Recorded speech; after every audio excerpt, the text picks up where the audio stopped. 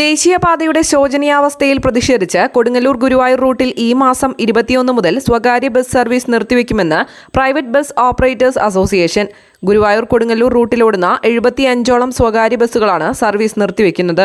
റോഡിന്റെ ശോചനീയാവസ്ഥ മൂലം ബസ്സുകൾക്ക് ദിനംപ്രതി വളരെയധികം അറ്റകുറ്റപ്പണികളും തൊഴിലാളികൾക്ക് മാനസിക സമ്മർദ്ദവും മൂലം ബസ് ഓടിക്കാൻ കഴിയാത്ത സ്ഥിതിയാണുള്ളതെന്ന് ബസ് ഉടമകൾ പറഞ്ഞു. കളക്ടർ, ദേശീയപാത അധികൃതർ എന്നിവർക്ക് പരാതി നൽകിയെങ്കിലും യാതൊരുവിധ നടപടിയും ഉണ്ടാകാത്തത് മൂലമാണ് 21 മുതൽ അനിശ്ചിതകാലത്തേക്ക് സർവീസ് നിർത്തിവെക്കുന്നതെന്ന് ബസ് ഓപ്പറേറ്റേഴ്സ് അസോസിയേഷൻ ഭാരവാഹികൾ പറഞ്ഞു. അസോസിയേഷൻ ഭാരവാഹികളായ ആസിഫ് കാക്കശ്ശേരി, നിമിൽ കൊട്ടുക്കൽ, സന്ദീപ് കൃഷ്ണ, ഷൈൻ പ്രസന്നൻ, വൈശാഖ്, നിഹാൽ തുടങ്ങിയവർ വാർത്താസമ്മേളനത്തിൽ പങ്കെടുത്തു. റോഡിൻ്റെ വളരെ ശോചനീയമായ അവസ്ഥ കൊണ്ട് നമ്മൾ കളക്ടർക്ക് നോട്ടീസ് കൊടുക്കുകയും ഇതുവരെ അവരുടെ ഭാഗത്തുനിന്ന് അനുകൂലമായ ഒരു കാര്യങ്ങളും കമ്പനിയുടെ ഭാഗത്തുനിന്നും അല്ലെങ്കിൽ PWയുടെ ഭാഗത്തുനിന്നും ഉണ്ടാകാത്തത് കൊണ്ട് നമ്മൾ 21-ാം തീയതി മുതൽ മുഴുവൻ ബസ്സുകളും കൊടുങ്ങല്ലൂർ ഗുരുവായൂർ റൂട്ടിലോടുന്ന ലിമിറ്റഡ് സ്റ്റോപ്പ് അടക്കമുള്ള മുഴുവൻ ബസ്സുകളും നമ്മൾ നിർത്തുകയാണ് തിങ്കളാഴ്ച. റോഡിൻ്റെ അവസ്ഥ വളരെയധികം മോശമാണ്. പണിക്കാരുടെ സമ്മർദ്ദം അത് വേറെ.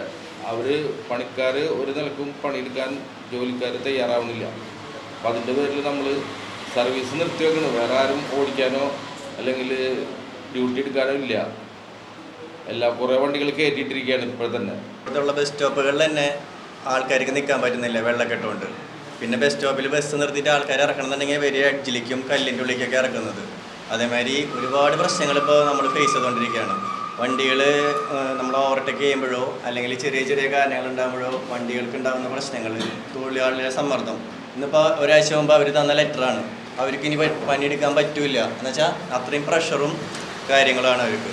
അപ്പോൾ അതിൻ്റെയൊക്കെ ബേസ് ചെയ്ത് ആരും ബുദ്ധിമുട്ടിക്കാനല്ല, പക്ഷേ നമ്മൾ ദിനം ചെല്ലും തോറും നമ്മൾ താഴ്ന്നു വരികയാണ്. എല്ലാ നിലത്തിലും ഫിനാൻഷ്യൽ, മെക്കാനിക്കൽ, തൊഴിലാളികളുടെ ഇല്ലായ്മ, ഇതെല്ലാം നമ്മളിത് മുൻകൂട്ടി മഴ തുടങ്ങുന്നതിന് മുൻകൂട്ടി തന്നെ ശിവാലയരുടെ അടുത്തും അധികൃതരുടെ അടുത്ത് സംസാരിച്ചിട്ടുള്ളതാണ്.